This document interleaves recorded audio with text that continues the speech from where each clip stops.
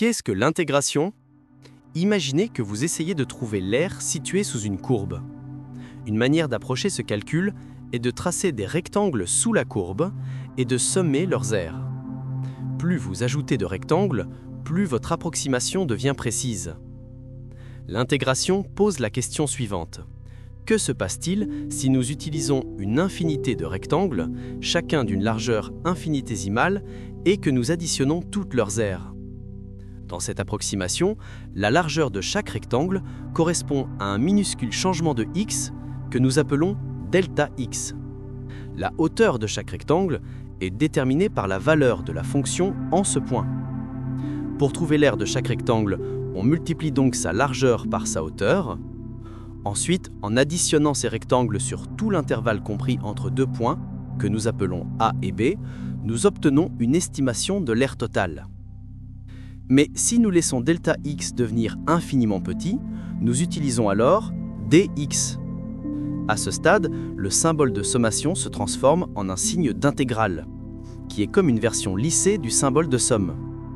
C'est cela le concept d'intégration. Comment intégrons-on réellement? Prenons une fonction simple où x est élevé à la puissance n. La manière la plus courante d'intégrer ce type de fonction repose sur ce que l'on appelle la règle de puissance. Le procédé est simple. On ajoute 1 à l'exposant de x. On divise par cette nouvelle puissance. On n'oublie pas d'ajouter une constante que nous appelons c. Pourquoi cela fonctionne-t-il? Il est important de savoir que la règle de puissance pour l'intégration est en réalité antérieure à celle de la différenciation. L'intégration était développée première, même si la plupart des étudiants apprennent d'abord la dérivation. La figure clé ici est Leibniz, dont nous utilisons principalement la notation aujourd'hui, par une fonction très simple où x est élevé à la puissance 0. Cela signifie que la fonction vaut simplement 1. L'aire sous cette droite horizontale, entre 0 et x, est simplement x. Cela nous dit donc que l'intégrale de 1 est x. Ensuite, considérons la fonction où x est élevé à la puissance 1. L'aire sous cette courbe forme un triangle, dont l'aire est égale à 1/2 fois x au carré. Donc l'intégrale de x est x au carré sur 2. À ce stade, vous pouvez remarquer un schéma récurrent. Quand x est à la puissance 0, le résultat est x exposant 1 sur 1. Quand x est à la puissance 1, le résultat est x au carré divisé par 2. Il ne serait pas déraisonnable de prédire que si x est élevé à la puissance 2, son intégrale sera x au cube sur 3. Et c'est effectivement vrai.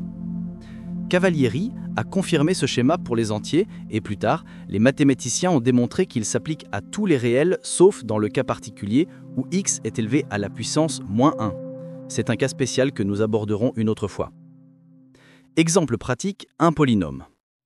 Supposons que nous ayons un polynôme à intégrer. Cela peut paraître plus compliqué puisqu'il comporte plusieurs termes, mais en réalité c'est très simple.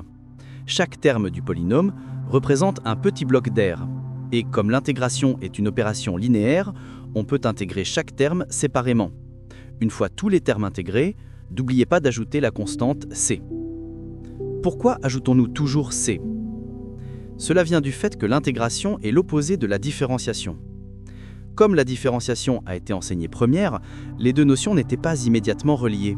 Mais une fois que Newton et Leibniz ont trouvé la règle de puissance pour la dérivation, ils se sont rendus compte que les deux processus avaient exactement des schémas opposés. Géométriquement, on peut le comprendre ainsi.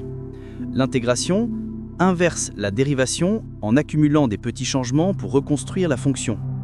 La différenciation, en trouvant la pente d'une courbe, fait perdre une information. Par exemple, si vous dérivez la fonction x au carré moins 3x plus 5, vous obtenez 2x moins 3. Remarquez que la constante 5 disparaît. Quand nous intégrons 2x moins 3, nous savons que le résultat contiendra x au carré moins 3x, mais nous n'avons aucun moyen de savoir si la fonction initiale contenait une constante comme 5. Pour tenir compte de cette incertitude, nous ajoutons donc une constante que nous appelons c. Pourquoi intégrons-nous? L'intégration, en résumé, l'intégration a été développée pour passer de la description d'un taux de variation instantané, la dérivée, à la description de l'accumulation totale ou de l'effet global. On peut le voir comme le pont entre la fonction dérivée, comment ça change, et la fonction primitive, qu'est-ce qui a été accumulé. En une phrase, l'intégration a été développée pour fournir un outil mathématique puissant et systématique, permettant de calculer des aires, des volumes et surtout de résoudre le problème inverse de la dérivation, ce qui est essentiel pour modéliser et prédire le comportement du monde physique.